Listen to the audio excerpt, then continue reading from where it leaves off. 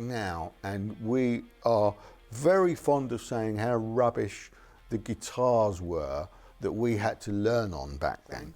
It is a Teisco. Teisco, I think I'm pronouncing that correctly. It's like Tesco's, but it's got an I in it. And on to the interesting bits here, the bridge and the tailpiece. So, not really sure what they were thinking here. I started learning the electric guitar in the 1970s, inspired by the glam rock stars of the day, Mark Bolan, Dave Hill from Slade, and Mick Ronson from Bowie, and probably Mott the Hoople at that time. Around about 1974, I went to my first concert and I saw Status Quo live at the Kersal Ballroom in Southend-on-Sea. And from that moment on, I knew that I needed a Fender Telecaster. Obviously, being a young learner at that time, a Fender Telecaster was absolutely out of the question. So I did what most people do, got hold of a cheap copy, which was one of these. Not the actual guitar, because that's long gone, but I managed to find this on eBay. It's exactly the same. It is a Teisco. Teisco, I think I'm pronouncing that correctly. It's like Tesco's, but it's got an I in it. It's a Japanese-made Teisco Zenta branded Telecaster copy. Look at that. So we look back now and we are very fond of saying how rubbish the guitars were that we had to learn on back then. And I wondered, you know what, is that true? Is that actually true? Were they really rubbish? Were they? Were they rubbish? I mean, you know, look at that. Looks nice. From you know, my 14-year-old self picking this up, I was Rick Parfitt, man. It was all right.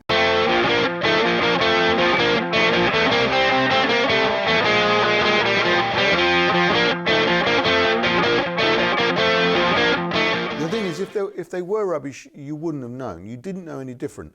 There was nobody to tell you that your guitar was rubbish and there was a better option for you. So we didn't know. So we played these things until we got bored with them, or we lost them, or a better guitar came along. And so let's have a look and see what it was really like, shall we?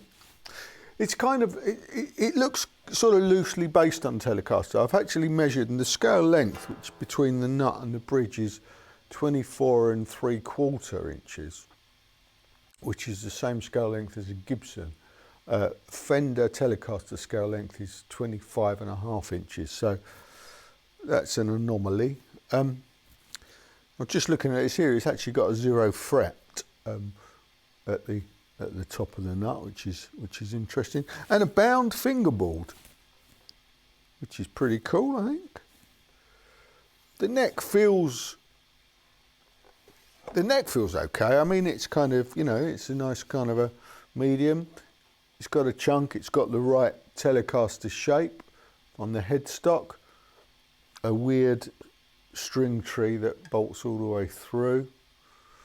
To these open-backed tuners, which I don't think they're very fantastic, but they're getting on a bit now, so we'll have to see. Body's quite thin, Bolton neck, same as the Telecaster. It's got a little tummy groove there, which is interesting. It's got a sort of a bit of a toy-like look to it, although it looks quite small. It's not really. And on to the interesting bits here, the bridge and the tailpiece. So, not really sure what they were thinking here. It's got this whammy bar of sorts.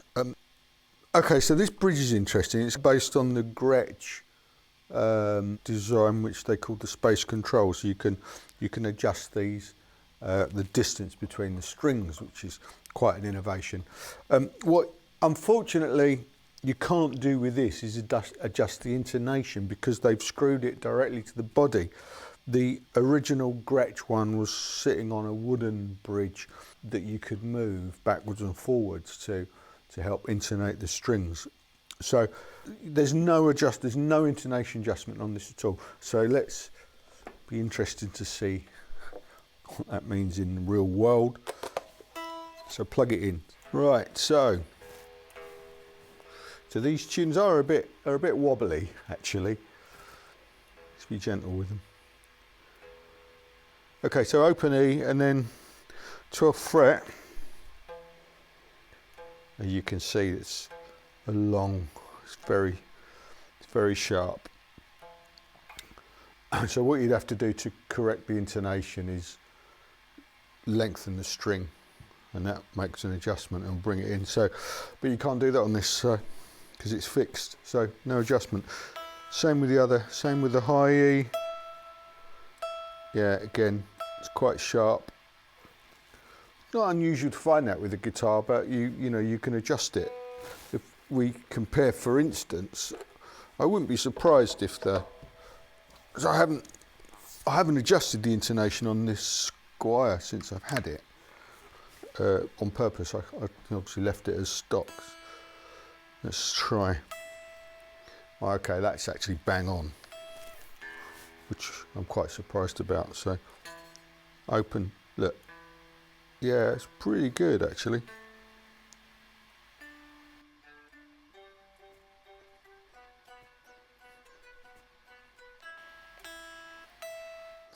Squier Bullet intonation out of the box, bang on. Oh, well done guys. That came from Guitar, so I'm sure that they didn't touch it at the shop. They shipped too many guitars out to be fiddling around like that, surely. Maybe they did. Well done. Anyway, 1971. B. Very sharp.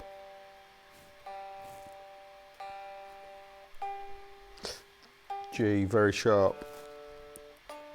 D, they're all sharp. So basically, you'd need an intonation fix. Anyway, so nil point for that. Okay, let's just have a quick listen. Let's take some noises off. What I have noticed about the Zenta is it's got a really nice sound. Slightly microphonic, I think, these pickups.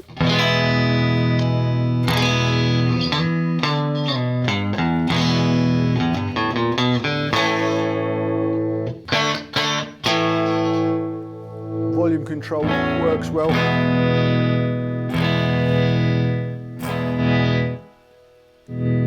Tone control, let's get that out of the way.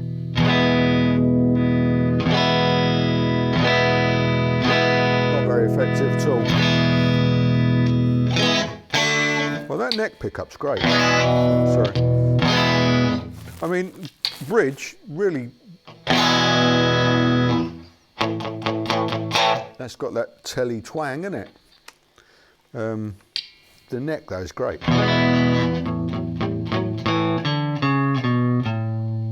Tuning stability is not great.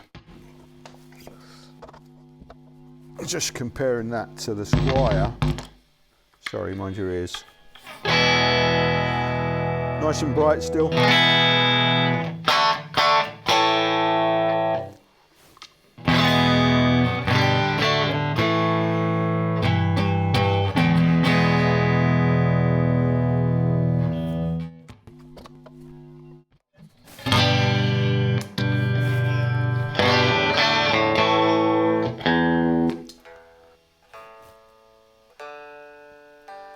You spend a lot of time tuning this guitar up. I think it's safe to say that these tuners are past their sell-by date now and probably weren't exactly great in the first place. So let's see what they sound like together.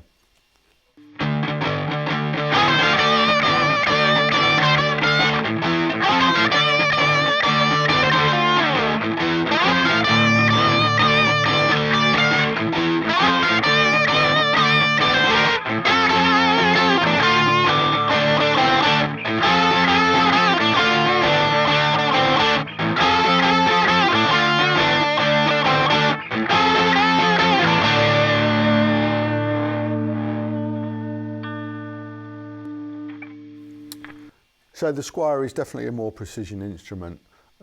It feels more solid. It's more robust. the tolerances are tighter, although the parts were actually designed in the 50s, so it's not really an excuse for the Zenta. These are all traditional Telecaster parts, while the Zenta's kind of a mishmash of ideas that I guess the Japanese put together in the late 1960s, or whenever it was they came up with these designs. They were designed to be cheap guitars, Catalogue guitars. I think you know, big department stores sold these things, mail order sold them, and this particular one, I think they branded it with different things. There was a version by Jedson, I think, and all those guitars of that time, Columbus, Jedson, Zenta, I think they might have been interchangeable, and they were made by this massive Teisco factory. And you know, it works, but there's a problem with playing high up the neck because things just won't be in tune. If you, for instance, the opening on this film, we played the famous Quo track Caroline, which starts on a bar called an F barcode up here.